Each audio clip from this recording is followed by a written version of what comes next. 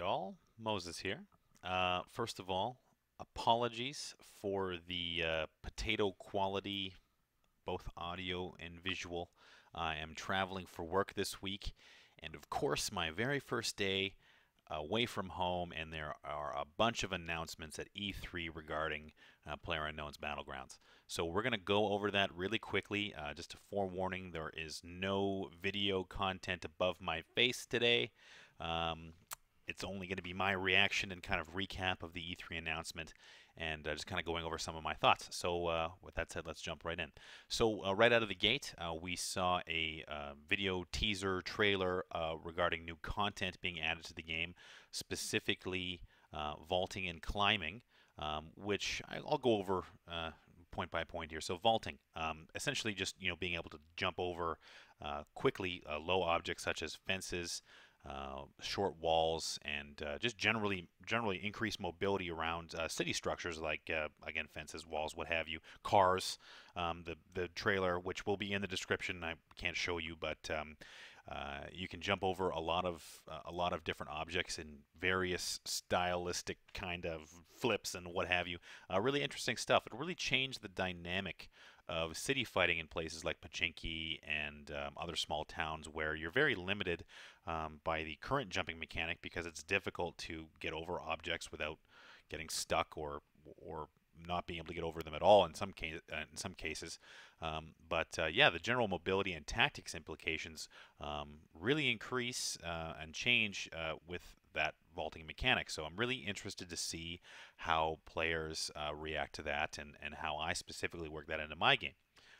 Something that comes to mind is the current limitation on getting in and out of houses. For instance, in the video you can see someone jumping literally out of a window and doing kind of a somersault little animation there, whereas currently you can't really get in and out of houses without either going in the door or jumping out of a balcony or trying desperately to crouch jump out of a window if you can manage that. So really interesting to see how that affects the game in general, and that is no small change. Similarly, climbing has been or will be added in the future, where you can actually climb onto objects like low roofs and what have you. I imagine there will be some climbing mechanics out in the world as well, perhaps onto rock outcroppings and whatnot. But there is something to note there that the animation seems quite long for climbing, so there would be the potential for being immediately murdered when trying to climb stuff because you're taking quite a lot of time to get through that animation. So really changes how the game in general from a movement perspective might play. So either way, moving on from there, there was also at the end of that trailer a new weapon teased, and I'm going to butcher this, but I believe it's called the Groza or Groza, I don't know. But it appears to be a 7.62 short to medium range, high rate of fire assault rifle. Very interesting looking. I don't really know much about the weapon. I haven't had a lot of time to research it. So a new weapon. I imagine that since they're focusing on server performance of this next upcoming patch, that the next content patch the month after will have these types of things in there. Considering we're only about 2 weeks away from the scheduled monthly patch release. So yeah, the new weapon will be a crate-only drop, and again, a 7.62 assault rifle, or I don't know. I'm not sure exactly how this is going to be implemented or how they're going to classify it, but that's what we know so far. Thank you, Reddit, for that information. Beyond that, there was some weather changes displayed as well, like a dusk, fog, rain, sunset kind of, or morning. I don't know. They're essentially a much more varied weather suite. I don't know, just different variant types of weather and how that affects the game, specifically visibility related things like low light, fog, how that will affect the game. I'm not a huge fan personally of visibility altering maps. I'm looking at you, Battlefield 1. I don't have a lot of fond memories of the random fog rolling in, but the rain map is interesting. I hope that they personally keep it at a kind of lower end percentile of weather changes like that, just because I think maximum visibility and a level playing field is important for competitive gameplay. But that's just me. I mean, I'm interested to hear your guys' thoughts on all this, so please leave a comment, or if you have some thoughts on some of the changes that have been implemented. yeah, but the weather effects and the weather system is also interesting, and will add some flavor, again, some variety to the game, which I think is really needed. So I'm all for it at this point. So other than that, I think Playerunknown had mentioned on stage. This is all at E3 again. I think I mentioned all that. No script.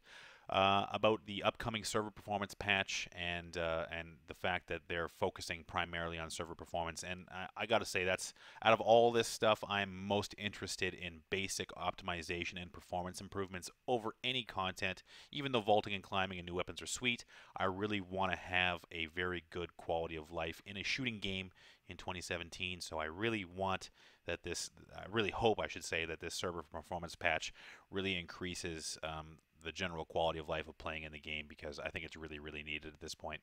I've been over that, so we'll move on. So console, that's I guess maybe I should have covered that first.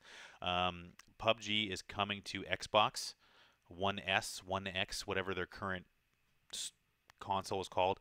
It's coming to Xbox. I don't believe it's going to be cross-platform, but that really will substantially increase the amount of players that are playing the game, and I think that's going to be really important just for the popularity of the game, and to also, on the back end, bolster the budget of Playerunknown, and maybe that'll lead to more content or faster content in the future.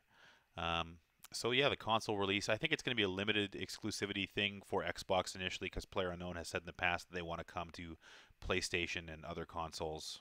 I don't know, maybe not, probably not the Switch realistically, but at least the PlayStation in the future as well.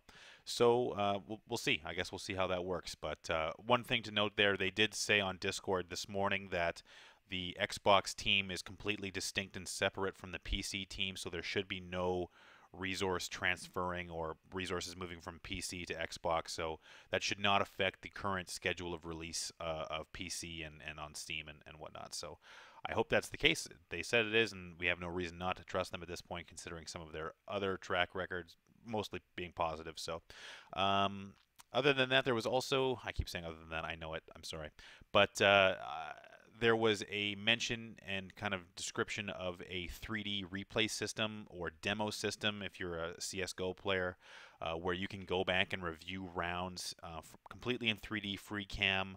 So really a demo system similar to what we saw in the Source engine and the Half-Life engine before that.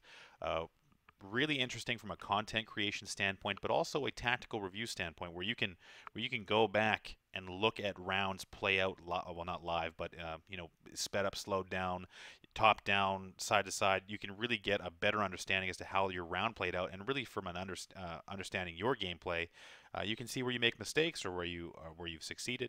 Awesome for people like me who like to go back and review my rounds, and all I'm getting right now is my own perspective. I'd like to increase that perspective, because there's no kill cam. I'm sure with the replay system there might be a kill cam added as well. But yeah, really, really interesting stuff. So again, I'm interested to hear your guys' thoughts on all this, the general reaction that you have had to the E3 announcements, and some of the stuff that's been filtering out on Twitter as well. Yeah, so lots to come, lots of exciting stuff to come. So again, if you liked the video, hit the thumbs up. Subscribe for more content like this in the future. Again, apologies for the quality. I hope you guys enjoyed what I covered, all that jazz. Everything that I talked about will be in the description. So until next time, when I'm back home and on a decent computer, I'll see you out there.